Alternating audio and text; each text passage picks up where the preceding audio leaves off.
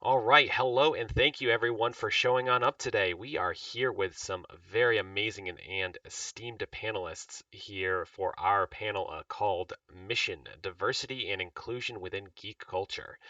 I am Dr. Anthony Bean, and I am moderating this, and I want the wonderful panelists to go and introduce themselves.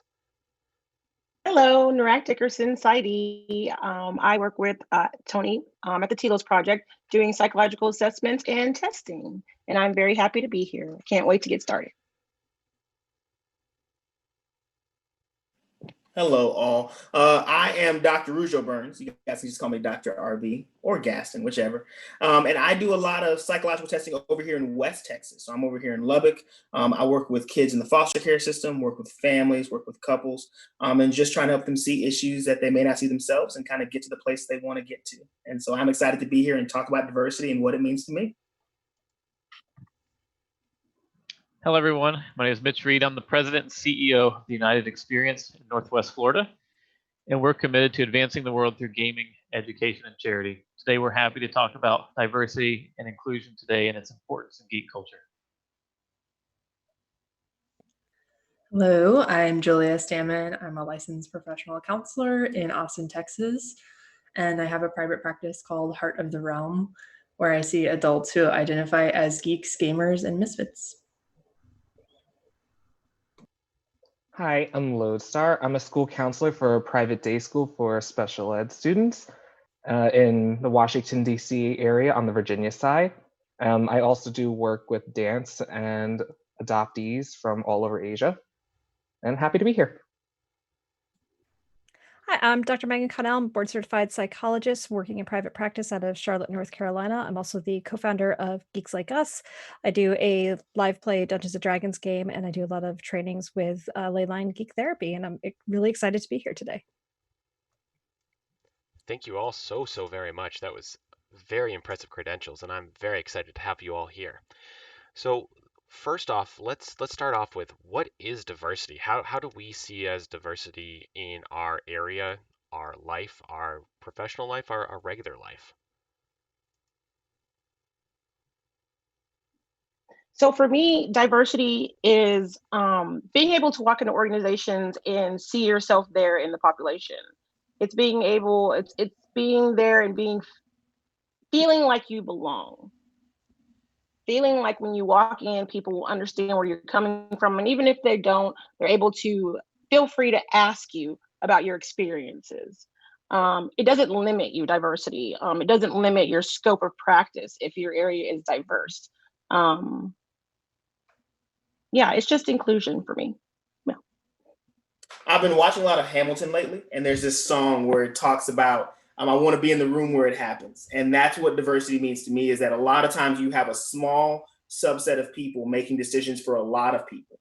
And then when there's blowback or when there's pushback, and it's like, well, I never thought to think of your experience as like an African American man for me, or like an Asian American woman, or anything like that. I never thought to think of those experiences. Then that's when I think about why diversity is so important, is that you want to have as many people in the room as possible.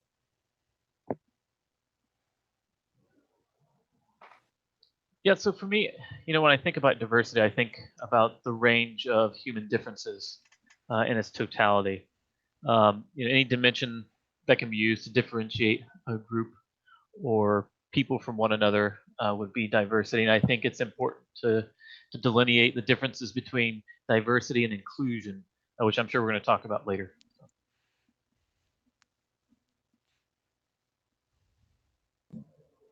Yeah, I don't know if I have anything to add to that. I think it really approaches it from what diversity looks like on paper and what it feels like for a person to walk in and feel welcome and that sense of inclusion. Yeah, I think that covers it. So, fun story. I was asked this question for my first job interview at Abercrombie. And after all those lawsuits happened back in the day, and just in the spur of the moment, I was like, diversity is experiencing, witnessing something that's different from yourself. And I just kind of went on this like panic monologue, and I was like, wait, that was a great definition though. So I've kept it ever since. because what's diverse for me is not what's diverse for someone else. It's just expanding your world and experiencing something that you're not used to or usually a part of. Yeah, I think Danny, that kind of captures what I was thinking perfectly of this, like when we talk about going into a room where we see ourselves represented, but we also see not ourselves represented. We want to see people who have a different experience and have a different idea. And that, when we all come together with these different ideas, it helps us create new things and that are more representative of humanity as a whole rather than one small subset. So I think that you all do amazing jobs of kind of talking about the idea of diversity in there. How have we seen this diversity in our lives different areas of our lives, and the ability to either sometimes acknowledge that what we're doing is not as diverse or as inclusive as it could be, and how do we actually approach that to other people? That's a really good question. Can you ask that one more time? Absolutely. So in our lives, we have tons and tons of different places that we go to, right? Our home, our work, a Hmm. restaurant, a football game. It doesn't really matter. Even our geek culture, we have tons of D&D dragons, Dungeons and Dragons groups. We have anime conventions. There's tons of Hmm. diversity and lots of inclusion in there. How do we approach it when we see that maybe it isn't as diverse as it could be, or if there's something that's falling short? Because to give an idea, like each year, I believe the statistic is that more than 2 million people voluntarily just leave a specific place, whether it's a convention, a group, or a even a psychological compendium group of clinicians, because they don't feel like it's as diverse, or it doesn't feel like it's as inclusive as it could be. When we acknowledge that and see that, how do we go forward and actually use that to our advantage to really talk about these different topics that we need to bring into those conversations? Okay. I think diversity has to be something that is on the forefront. I think people think that diversity is going to happen automatically. In our culture, that's not something that's society, that's not something that really happens. I think in organizations, it has to be something that's on the agenda, that's being focused on, that's talked about. Um, just as everything else that we talk about, how we're going to grow a business, how we're going to expand in what we do, we need to work on how we're going to expand in diversity in whatever we do. I think that's how we really focus on it and make sure that it's something that's being taken care of. It's something that's being fostered and nurtured in organizations. Yeah, I like that opinion, Dr. Nirak, because when I think of diversity, I don't think many people are pushing for it. Like we sometimes say we are, like we sometimes have it in our company bylines that we're pushing for diversity and inclusion, because it's hard. Like when you to be diverse requires you to say, let me do some self-exploration and let me determine where I'm at, where my company may be at, where the people I'm around may be, and then let me determine how I can fix those blind spots. And that requires a lot of insight, and that's a really hard thing to get. And so when I was thinking about that question, the thing that kept popping up for me is kind of representation in gaming. And for me, being a movie person, I've been watching a lot of Netflix lately because we were all in quarantine. And one of the most interesting things, I've been watching a lot of sci-fi fantasy series where the protagonist is a person of color. And it has been the most mind-blowing experience, because most of the time, when I'm watching these things, it's like, well, if this person is a white male between the ages of like 15 and 34, they're going to be the protagonist. They're the hero of the story. And so it's nice to kind of have these tropes turned on their head. And you can almost tell like it's this intentional way to bring people in. And I'm loving that, because it's I didn't realize it was lacking until I looked around and said, man, like all my Game of Thrones heroes, or all my Lord of the Rings heroes are all a certain demographic. They're all a certain trope. And now we're pushing back on that. And so I think it's about being able to recognize it's a blind spot. And for me, it was not even knowing it was a blind spot until recently.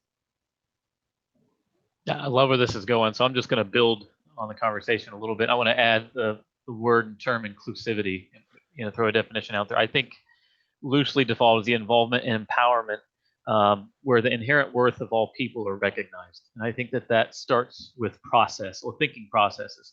And I think that from my experience in the virtual space and the physical space in person, diversity changes rapidly with culture, changes rapidly with the medium in which people are interacting. And so, for instance, in my experience in MMO and the MMO space, diversity was great. It was wonderful. And most times you didn't even realize who you were playing with. And so, by the nature of people, we want to belong to each other in community.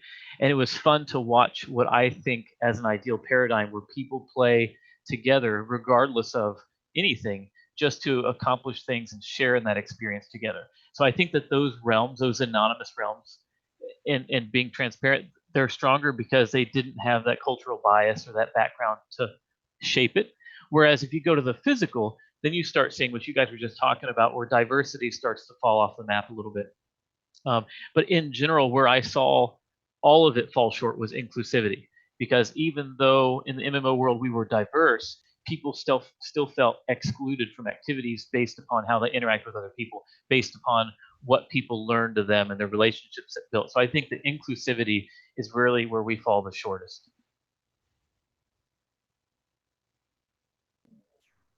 I think we're still going in this order, so I'll go next. It's my turn. You can go in whatever order feels natural. This is a conversational, so.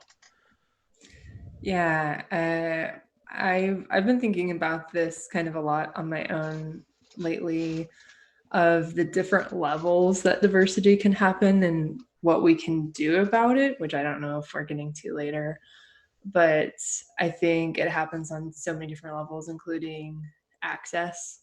So just from the very start, like if you are in a position of power and that you're running a group, I primarily do like tabletop role play games as a geeky social hobby. Anyway, I also read a lot of graphic novels, but if you're in a position of power and you're reaching out to recruit people for your group, like where are you reaching out to? What communities are you reaching out to? I think that's kind of the first step.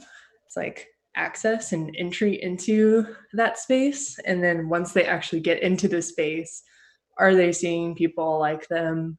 Are they seeing diversity, like Dr. Cannell was saying, within that group? And then like, so it's like happening around the table, and then it's happening what's actually happening in the game of what are the characters that you're playing with, what is the world building like. So it can happen at so many different layers that I think if we just put a little bit of like mindfulness to rather than on autopilot of like, this is just like how I'm gonna write, or like I know these people, so I'm just gonna like start with the people I know, which is okay. But just stepping outside of your comfort zone a little bit there to make sure that you are creating those diverse spaces. Mindfulness and purposefulness are always the two Yes. words I like to mesh. That's good. Can we repeat the question summarized actually, so I make sure I answer the right thing? Oh man, you're gonna do that to me? Oh my God. Summarizing it is basically we see diverse cultures. We see all of this diversity and inclusion in a lot of different areas, but we approach it in different ways. But we also different environments approach it in different manners. How have we kind of seen that approach work and maybe fail in some kinds? And then obviously at the end of this, Julie, I'm gonna want you to talk a little bit more about those levels that you mentioned. Thank you. Okay, so the way I've confronted it, so right when I was like heading into college, that's when Tumblr was getting huge. And I learned so much. I know everyone makes fun of Tumblr, but I learned so much through Tumblr. And I will defend it until my dying day. But also just me as a personal person, I'm very confrontational and I'm very comfortable doing it.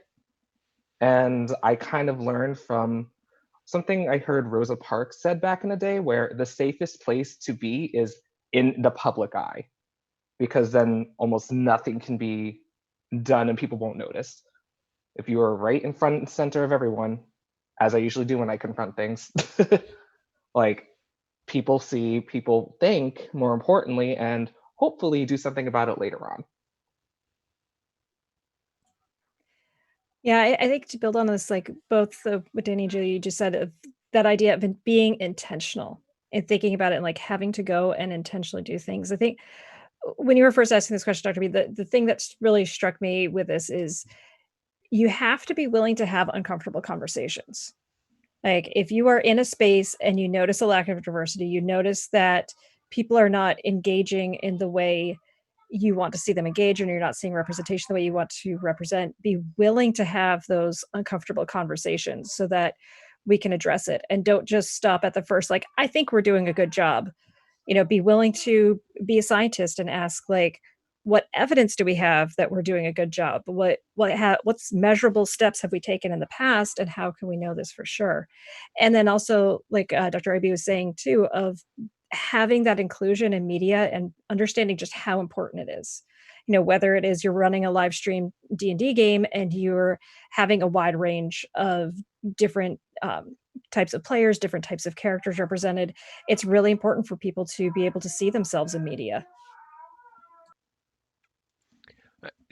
Julia, do you mind talking a little bit about those different levels just really quick? Yes. That was my summary, what I said before.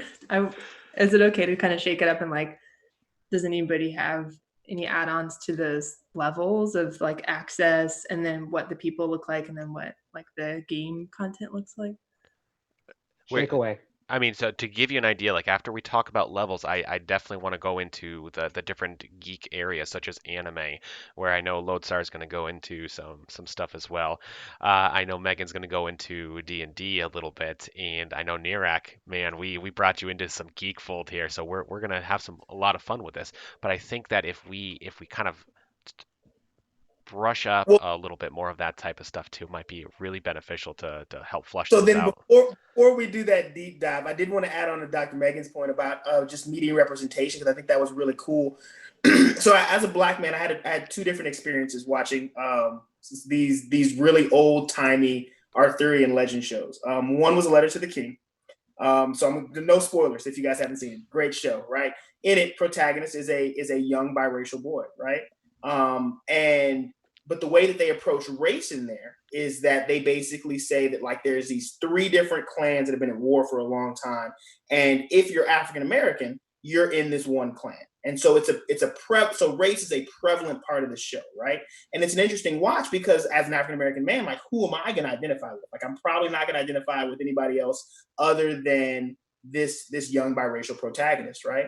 And I think it's a similar experience for other people of color when they're watching those shows. I remember watching Game of Thrones, and finally season 4, we get an African American individual in there, or a Black person in there, and it's like, well, he's a slaver, like that's his job, like that's how we got him into this thing. Even though it's a sci-fi world, we're still bound by those rules.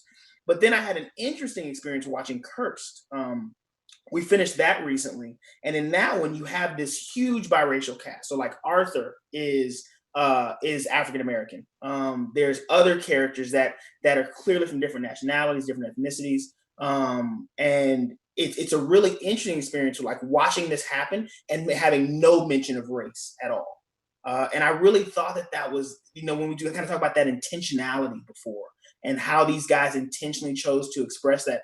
I had the most interesting experience watching a show where like race and Arthur being Black had nothing to do with whether or not he was how the story was going to progress, or the primary wielder being a woman had nothing to do with the fact that we needed to get the sword or anything like that. And that was such an interesting and unique experience that I'm 33 and I've never had, for all the sci-fi and for all the media that I've ever watched and consumed, I've never had that experience. And I think that says a lot. I think it says we have a lot of ways to go, but that also in some ways, we're also on the right track. So back to the levels, Julie. But I just wanted to get that in. I thought that was just kind of something I didn't want to miss, is how important representation is to me. No, I mean, that's definitely one of the levels that I think about is representation. Once they actually get through the barriers, so access, being financial, where the geek interests are, are there free library, graphic novels? Are there free games that a local comics store is running? Things like that, and also timing of groups. I think there's some access with that too. Are you running it during like a normal work schedule, or whatever it might be? So I feel like that's like almost that first level, even getting into the geek interest, the geek realms. And then so I feel like a thing that we could work on is the antidote to those things, right? Making it free, making it accessible, as well as reaching out to different communities. I don't know about saying more about that. Well, and I think one thing that we also should keep in mind too when we're talking about diversity and inclusion is neurodiversity. And how do we make our gaming spaces, our conventions, other spaces welcoming for people? I do a series through Geeks Like Us called Psychology at the Table that is designed to help people understand how to help their friends who are struggling, whether it's through a mathematics disorder, being autism spectrum, anxiety, depression, whatever, just so that we can better be inclusive of those people who maybe from the outside look like us, but inside are struggling with something, and how can we be inclusive in that way? And there's, I know a lot about the D&D world, not as much about some of the other gaming worlds, but like, as someone who struggles with written language from dyslexia, there is a dyslexic character sheet that is a lifesaver, and it is so wonderful, and it helps organize the character sheet in a way that makes sense to my brain. And finding tools and resources like that and becoming familiar with those as well, so that other people can feel like they have that ability to join you, and finding those tools that help make it easier for people to join in the geek space or any space. Actually, along with that line, my sister has a processing disorder that really manifests through reading as well, but she also really loves anime. So she always has to hunt down the dubs of everything. And when we can't, or even just like when we're watching movies and like, how Star Wars has the opening and just scrolls up slowly? Like my friends have gotten so used to the fact that I just instantly read it so that she can follow along out loud. And it took them about a year and a half before they all fully realized why I did it, even though they knew and they just didn't connect the dots. So it's just the small things like that's yeah, in a way that's even small advocacy, because it showed other people like, hey, we've all been friends for years, and it finally clicked.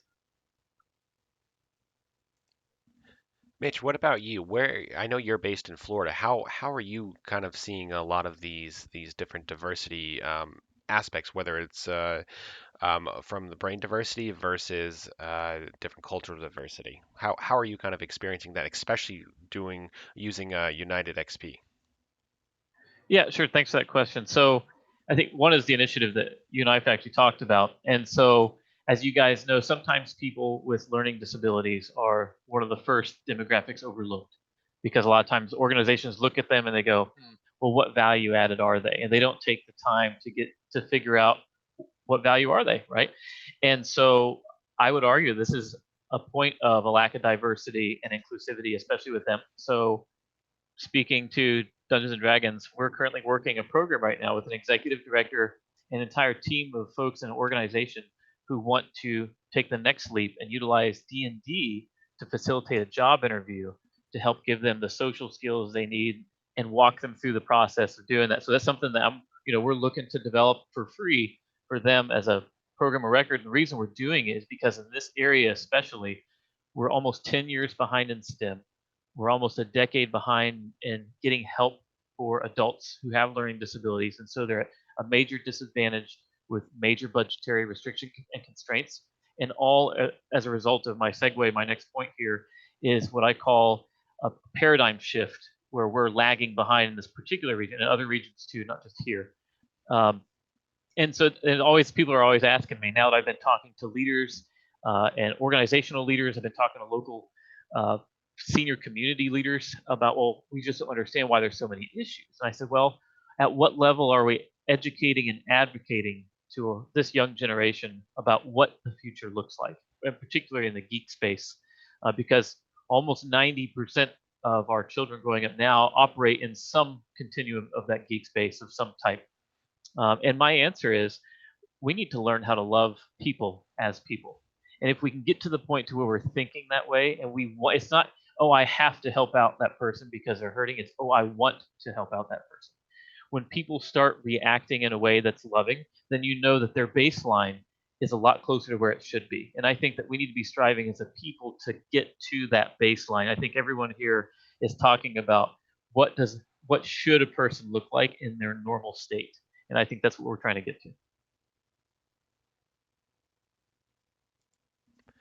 Nirek, I have a unique question for you. Is when you started working for the Telos project, you had a weird experience. I'm going to call it a weird experience because you got introduced to uh, anime in some form by another person and I. What was that like for you? That experience? I think that talking about like being on the outside of the bubble and then kind of being brought in slowly is a unique experience that needs to be shared a little bit. Oh yeah, it was overwhelming and intimidating to be brought into the anime world just because it was something different. And like I shared with you before, my brother is a gamer, he's a geek, he's anime, he's all these things. So when you guys would tell me stuff, I would come home and talk to him and he'd be like, yeah, duh. And I'm like, oh, my bad. I'm sorry, I'm not in your world. So help me, bring me into this world so that I know and I can communicate with you and I can communicate with people at work. Um, and then to learn more about the anime, it's just an eye-opening experience how much it relates to kids and how empowering anime can be and how many positive themes and the character arcs. I mean, it's just like this whole world opened up, this whole world of positivity and joy. I mean, when I started watching the animes that I've watched, they're just so creative. And then I started getting into the more darker animes. And so I'm like, oh, this is okay. Yes. Give me more. So it's been a great journey for me and I appreciate that. Yeah. Would you say that with your brother in that experience, it allowed you to kind of form a different style of bond, a different experience with him? Oh yeah. Oh In what yeah. way? We can have conversations about anime that will then branch off to life, to things that's going on with him and how if he was that character, what he would do in the situation. So and he's ready to have somebody to share that with because no one else in the household, my aunt, she watches anime but not as much. No one else is really around to share that with him besides his geek friends online. But he really wants to share that with his family. He really wants to connect with us on that level, and I think a lot of gamers and geekers want to connect with their family but they feel that they don't know how or they can't introduce this information to their family because the family like I don't get it, I don't understand. And that's where that inclusivity has to come into play. Like it's okay, learn something new. I mean, anime is freaking amazing. It is awesome. So I'm so very thankful and it's helped me very much connect with my brother on a different level. Yeah. And I think that speaks to a lot to just not anime, but just like the human condition. And I hate to get super philosophical, but I've noticed so much in couples therapy that it's not a lot of my couples who are just like so angry and so confrontational, but that it's almost this sense that like we want to connect and we don't know how. And to kind of hear you talk about how you connected with your brother and like this really kind of almost niche thing became something you guys could build on. I think that's what I love about geek culture. That's what I love about being a part of something like this, is that I can say something. Like earlier I was talking to Tony about Halo, and it's like I can tell him about this thing, and we're immediately back in that place. Of being able to build off this thing and being able to say, well, man, like, isn't this thing crazy? And then Tony will be like, well, hey, man, have I introduced you to this thing? I remember one time he introduced me to this one goofy anime, and I was like, I don't think I'm gonna like this, man. He goes, just give it a shot. I said, okay. And all of a sudden, I'm here watching this boy like become a castle, and he's trying to find his friend, and it's just like I'm here for this, like whatever you need, man. And so just the fact that it can build those types of bridges, and I think that as human beings, that's what we want to do. But I oftentimes find in my line of work that it's a struggle to get there. It's a struggle to say, I want to connect, but I don't know how. Well, and jumping outside of my lane slightly as a psychologist, but like looking at like greater anthropology, we can look at a lot of like these geek stories through anime, through video games, through comic books as our modern mythology. Story is what unites us, and like diving into understanding stories and these tropes and looking at these characters and their hero arcs and stuff. And it's how we understand the world and understand ourselves. And so I think it's really cool that we're being a little bit more explicit with like choosing the mythology that we engage in and then shaping the mythology that we engage in by saying like, nope, this one's okay, but we need more inclusivity. So let's make it this way. This is okay, but I want more of this. And so we're getting to see that nowadays. And it's really interesting and cool. It's really cool too, because like being on the school front and working with students specifically, that's most of my day is talking to parents like, we need them to stop watching this. And most of my students are autistic, so they have their hyperfixation. So, and I'm like, but is it bad that they're watching like Naruto so much?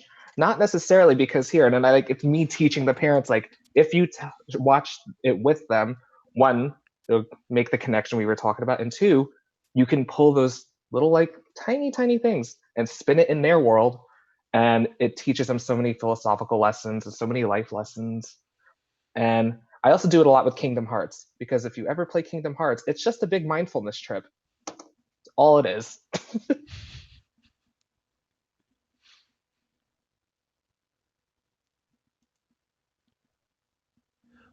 So one of the things that we've been kind of slowly veering ourselves into is the idea of being more inclusive and diverse in a lot of different areas, anime, D&D, video games.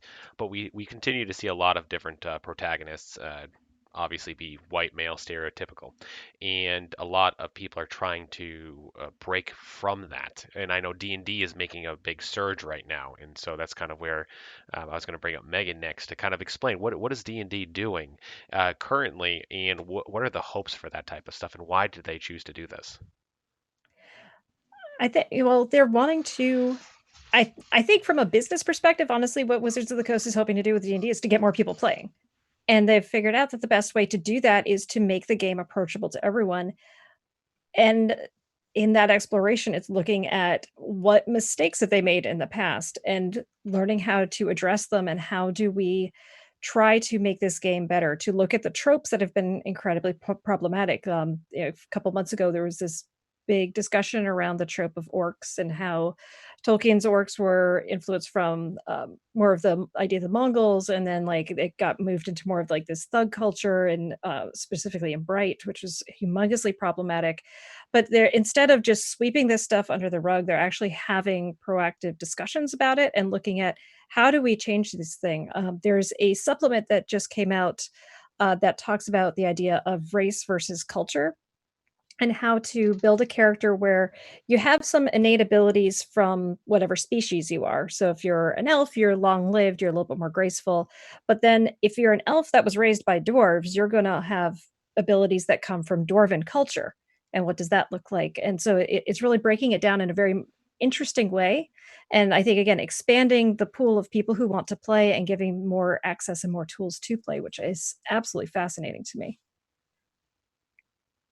So I'd like to add on that too, because from an anthropology standpoint, we talk about advancements in anthropology. We're talking about this, and I love it because at United Experience, this was a lot of our motivation for doing the United Experience, because we want to help change the process and the way people think about things, the way they do business. The way we do business now is people enjoy, I say people, but a lot of businessmen and women like to create products that create dependencies, right? We're trying to create programs that breathe new life in anthropological advancement and inclusivity and diversity. And so, you talking about that, I'm sitting here envisioning a future where our future game developers start developing other games too that are more aware of the impacts of culture, the impacts of choices that people make in every day, the impacts of loving others and what that might look like in an attribute. So you take someone who is raised in a non-inclusive environment, what's going to come of that? What is that child going to be like when they're an adult versus someone who is raised in an inclusive family that is raised with diversity and inclusivity? I would go so far as to say that they're going to understand how to love deeper and have more meaningful, lasting connections than the people who are not. And I think a big part of this is that, like you guys said earlier, we're having these really hard conversations, and all of this for me is, as an African American man, is like intermingled, like diversity and inclusion, and like how we begin to address racism and systemic racism. All those things are a part of this, and so Megan, I really loved what you said when you talked about kind of being able to delineate between even in just in D&D, a person's racial characteristics versus their cultural characteristics, and like that's how you start unentwining and starting to help build up and build a better knowledge base for people of saying, well, how do I look at race? Because I mean, traditionally, like when I tell people where I went to college, they say, oh, well, you must have played football or you must play basketball. And like there's this sense of like even these microaggressions of like, oh, well, because you're African American, like you're good at these things. And it's hard to kind of educate people about, well, hey, that's not like, we don't have any evidence that that I run faster, jump higher just because I'm black. And so, but I think that when we can start importing that into the games that we play, I think it will begin to help people understand that of like, oh, well, because he's black, he's going to have darker skin, but that doesn't necessarily mean that he's going to be able to wield a lightsaber super well, and being able to kind of talk about how those things, we can pull those apart and have better conversations. So I think even just on that level, when I think about how to practically apply these conversations, it's stuff like that that really leaps out to me as being on the right track. I would so agree with that. I was just having a conversation last night with my brother and my mom about all these issues that we were going to be talking about today, and talking about video games and how people of color are not represented in the video games. They're represented in the sports games, football and basketball, but not so much in the fantasy games, role-playing games. They're not there. And so how would they know that they belong in these areas if we're not putting them in these games? Then how would they have the courage to participate in these other things outside of this, like D&D or anime discussions, if they're not seeing themselves there? So I totally agree with that. And talking with my brother also, we were talking about which characters could play different Marvel people, who could play different Marvel characters, and we got to Batman, and we said Idris Elba, and he said no. He flat out said no, and we said what? And he goes, why not? Because he's black and Batman is white. And I was like, no, that's not how it works. This is all fantasy. Let's not limit ourselves. And I think sometimes we get limited with, like, anime is fantasy. Everything, all these things that we're doing is made up. So why can't everybody be there? Yeah, so it was a really good conversation last night. Fantastic. Yep. I like that. It's all fantasy. Why can't everybody be there? Like, if we were to end right now, I'd be like, that was a good one. That was a good way to put it. I really like that. Go ahead, Julie. You haven't talked much, so. I just was gonna say, I feel like I totally understand that, and I feel like it's also not just fantasy, right? Like what we put into these games, what we play for hours on end a week, right? That's gonna add up in our consciousness and our culture. And so it's kind of like, I guess the difference of being like, it's not race neutral, like trying to put in different cultures and different races and be intentional about that. Just want to add that. That's a good point. The thing I was going to say is, like, in this homebrew game that I play on Sundays, we've been playing for years, we had an issue where I was talking with the dungeon master about how he was portraying a lot of women in power specifically, and how they all had the kind of same attitude. And he was saying this thing of like, well, they had to overcome. And then he kind of had this moment of like, overcome what? This is my fantasy world. This is my homebrew setting. I don't have to have sexism be a part of this. That it can just be women are treated the same as men from the start. And that freed up a lot of problems that we'd been having in the campaign. And like, it was a lot more fun after that.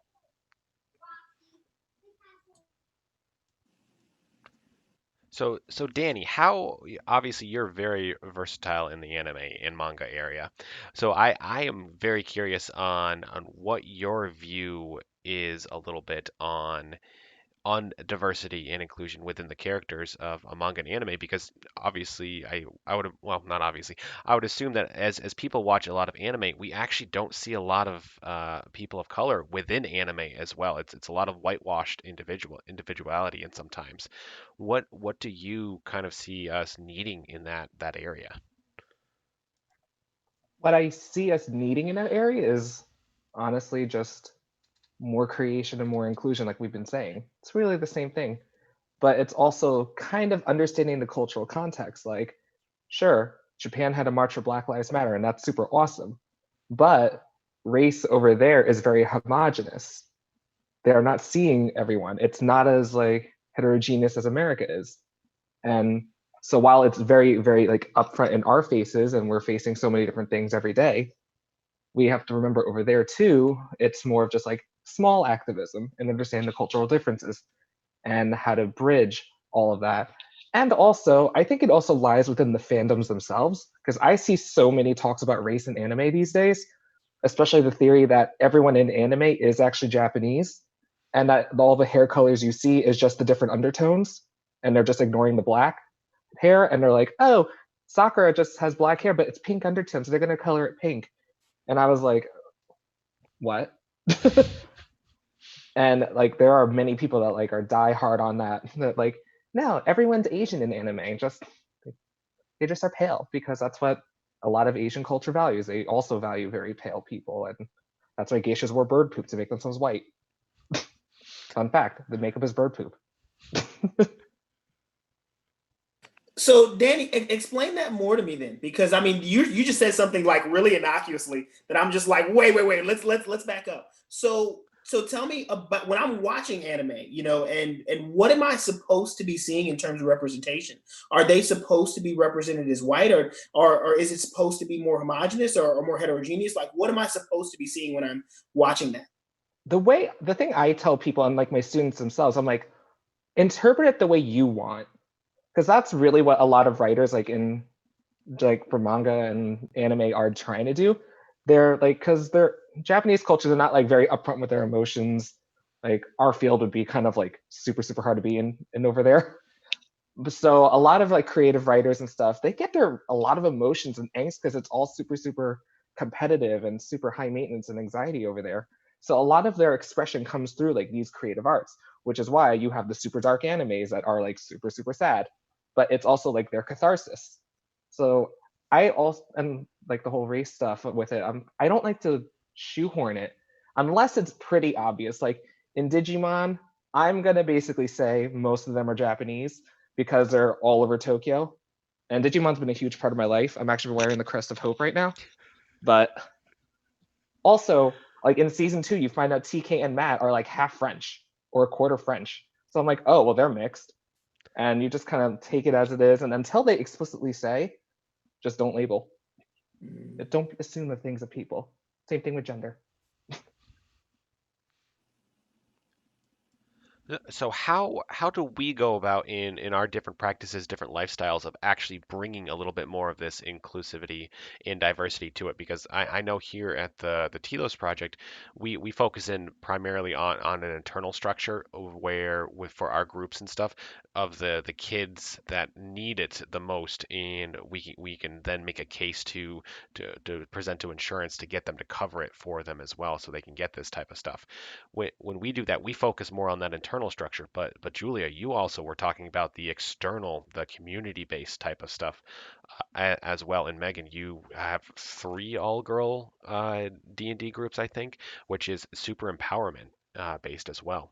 So I'm curious. I'm like, what are we kind of doing to do that, and what kind of things can you share with the watchers and the listeners to kind of help bridge this gap, um, this ability to really hone in on the diverse experiences, teach that self-awareness, understand like the goals of the group, and even being vulnerable, because that's big part of what sometimes a lot of people don't understand is that we have to be vulnerable in this situation, and it's not bad to be vulnerable. It's not.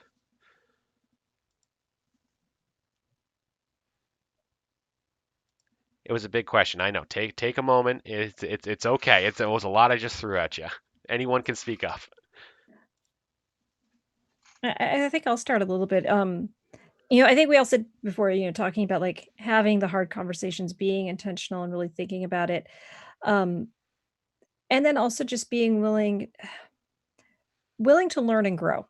I think has been the biggest thing for me is like, I'm not going to sit here and pretend I know all of the barriers that my potential clients face in getting into my groups or getting into my practice. I don't, I can sit and brainstorm all day, but then like I'll trick myself into thinking I have thought of everything, and then I close myself off to other possibilities. So I think like one of the biggest superpowers we can have is acknowledging and being okay with not knowing everything and being okay with learning.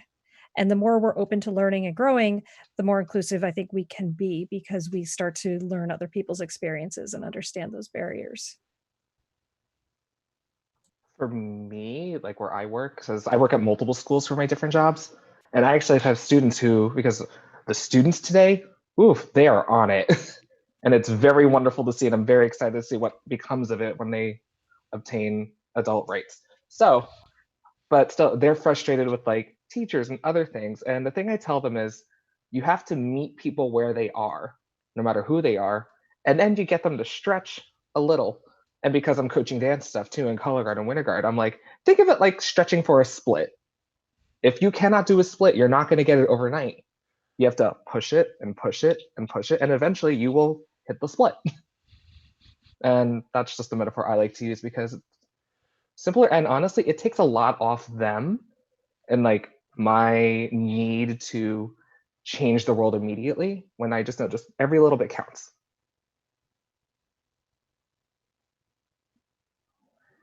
Yeah, so for me, I think there's two big things. I'll talk on humility a little bit and then leadership. First being humility. I think in order for us to approach this topic and succeed, we have to be humble, because there are some built-in biases regardless of how hard we try, as part of us just being human. We all have different varying upbringings and backgrounds and exposures, and being humble enough to admit that, I think, is a great starting point, and it's a good baseline for us. So, I just admit that I don't have all the answers either. So I love that you said that, Megan. I think that's a great starting point. And then having done a lot of leadership and led hundreds of people professionally, and that's something I want to speak on a little bit. As a leader, as you guys know, leadership in its simplest form is the influence of people. And I think each and every one of you are leaders, and I think that's a great thing. And I applaud you guys for doing what you're doing, having the courage to help people out, help them think again, help find resources, give them some hope and courage. And I think that's a great starting point that everyone can do, starting with their family and their friends and their social groups and people that they're exposed to. And then in the professional world, I think that's also another way to shine. I even got a shout out from Dr. Bean the other day that was helping me out. I mean, I think that those conversations are important and needed. And one of the things as a leader that I found is equally as important that some of you have experience with and will probably have more experience in the future is policy, right? We see a lot of things on policy this, policy that regarding inclusivity and diversity. But policy isn't impactful without a process to go with it, without a paradigm shift in belief, or what I call the buy-in factor. I can put out policy all day and rules all day, but if nobody believes it and we say stuff and nobody believes, it doesn't mean anything if there's no buy-in. And then we have two types of leaders. You have formal leaders who are people in position, and then informal leaders who, by their charisma, just lead people. And I bet that all of you do both in some capacity, somewhere, sometime. We combine all that through our education and advocacy for these things, which results in advancement and leveling up the community. I think it's a good starting point. I can say a few of the just like practical things that I try to do based on learning, right? Based on seeking out trainings and learning in that way. The first thing that came to mind was whenever I read my D&D therapy groups, I'd always post to Lady Geeks of Austin, it's a Facebook group, shout out, because it's like specifically for ladies, for people who identify as lady. And so it's just kind of an example of, I'm not necessarily reaching out to like Austin Geeks. I don't know if that's a group, but almost, I don't want to use the word target because that seems like kind of icky, but targeting people that are not white men, basically. Then with my therapy groups, I give them lots of space to be empowered. So it's group rules, and it's also like no-go topics at different levels, from like the consultation to while we're playing. I feel like I had another example, but those are the ones that come to mind. Like I tried to putting pronouns on our little cards when we were in person, and then the little name tags, pronouns for your player and for your character. So practicing getting those right. Yeah, those are some like just kind of practical things that I try to do to signal safety, basically.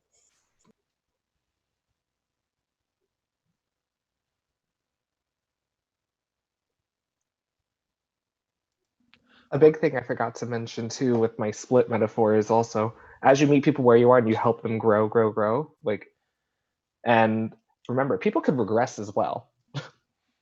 And like, I had a split once upon a time. I don't have it now, and I liken it to that too. Like, always give people the benefit of the doubt and assume good intention ish, but just know that you may have to help them grow back to where they once were, especially if you haven't spoken in a while. I've had a lot of students who are like, they've changed over the summer. I'm like, well, it's only been the summer. You're here like 10 months of the year compared to the 2 you haven't. Talk to them, see how it goes. Evaluate in a month. I really like that metaphor, Danny, because when you talk about the splits and I'm thinking about diversity and inclusion, I keep coming back to just Black Panther and just like what that movie meant to me and means to me even now. I think part of it is because that movie came out right around when I had kids, and so I kind of started thinking more in terms of a long-standing legacy and like how will my kids view this stuff growing up. And for me, it was just so interesting that like in terms of not having the split, like when I grew up, like if I was watching anime, if I was watching cartoons, if I was involved in geek culture, I was gonna see a protagonist who was pretty much white all the time, and they were about 35, and like they had all their stuff together, and like they had the barriers were like their parents died, and like that's a huge barrier, make no mistake, but it was a different barrier than like what being a person of color or a minority individual would look like. And so to see Black Panther and to kind of be like, wow, like this is what it looks like, and this is more importantly what it feels like, and also to have that movie and now to be able to show it to my kids growing up and being able to say that like, these are Black superheroes, that we're not excluded from the conversation, that to kind of bring it all the way back around, we're in the room where it happens. See what I did there? You see what I did there? You see, you guys got it. You guys got it. Well, kind of piggybacking off that too, also just talking about gender representation. Of like, I grew up watching the original She-Ra in the 80s, and I loved it because it was the first like superhero girl that I could see and I could be. But I remember being a child and being annoyed as heck that He-Man had to come on to She-Ra's show sometimes to help her out, but she never went and helped him. And like, what was up with that? And that really annoyed me as a kid. And then to have She-Ra come back around now on Netflix with just thank you, Noelle Stevenson, for making such a freaking amazing show that is wonderful. But I have little girls and them getting to grow up watching that and getting to watch Captain Marvel and Wonder Woman and all these different superheroes that they could see themselves as. It's no longer like having to go, oh, maybe I can pretend to be, a Batgirl. Oh, but Batgirl has to get rescued by Batman all the time. That's not very fun. So having that representation is just humongous for us. I think that ties into what Mitch was saying, not only with the buy-in with organizations to be more conscious, but buy-in with the community to get into the counseling offices, the therapy offices, to get into the anime and the manga and all that stuff, to say, hey, yeah, this is going to be something that I can get with. I can relate to this. This is okay. And even if I'm a little bit scared, I'm still going to try it because it seems like they're going to make an effort to get me. Well, I wanted to say thank you all for such amazing and very introspective dialogues here today, because I think that this has been really revealing on kind of where we need to go. We have just a couple more minutes, and I just wanted to let everyone speak kind of one more time if they're okay with it, and kind of saying what do you see the future needing for more diversity, more inclusion in your area, or even just globally?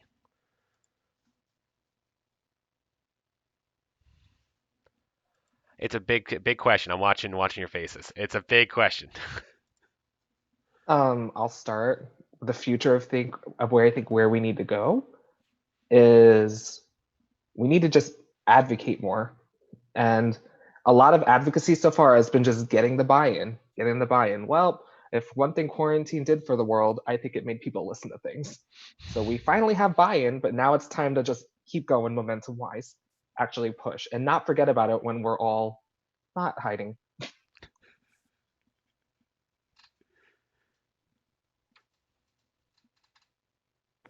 A big thing I heard earlier with the levels was kind of what the barrier for entry is. And this is going to say a lot about me and my voting strategy, but like I just being in mental health, I am such a believer that the barrier for entry for so many people is too high.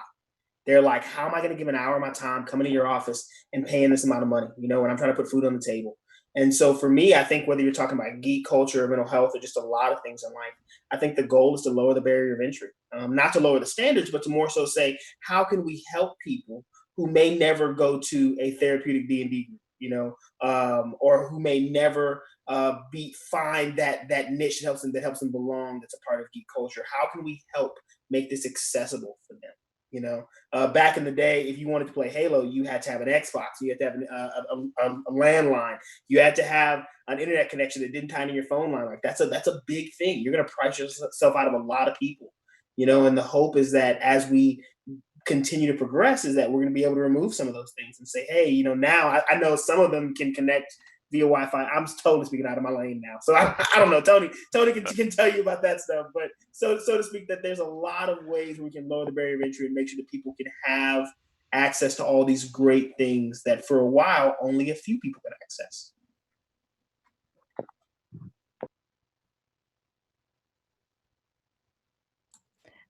I think speaking just specifically to like the Dungeons and Dragons realm, because it's where my geekdom is for primarily, but continuing to look at the tropes and to look at the problems and again how to widen things. I think it's a very big part of narrative stuff and running games is also you don't want to paint yourself into a corner, right? You want to keep all your options open. And I think that's something that we need to look at, whether we're looking at what do we need to do to change out how monsters are aligned, what the alignments mean, how things behave. The more open we can be, the more people can come in, and the more people that are in your fandom, the better, because then your fandom just keeps growing and you get more stuff. And who doesn't like stuff? It is my most clinical term of all clinical terms. So we want more stuff out there, whether it be, fan fiction or games or dice or whatever. More stuff. It just reminds me of the meme of Fry, take my money. I think it's the answer to diversity and inclusivity starts with you today and with us. To love your neighbor, to love yourself.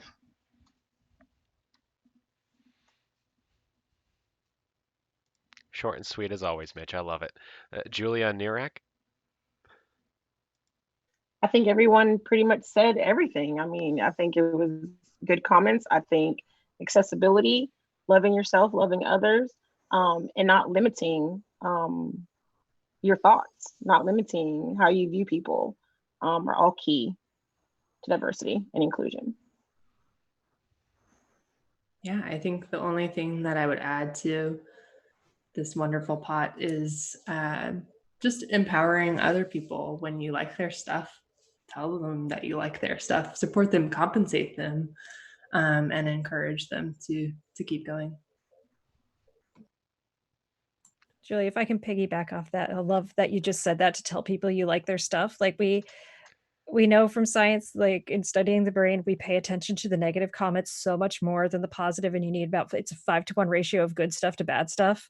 So like if you like somebody's art, if you like somebody's creation, tell them, let them know, like tweet about it, wherever, like let people know that you like what they're doing, because like putting that love and that support out there, I think is so important because it encourages people. Well, I appreciate you all, and I hope everyone learned a great deal about this stuff when we have been talking about this. And thank you all for being so awesome in this panel. And we will pass it off to the next panel now. Thank you.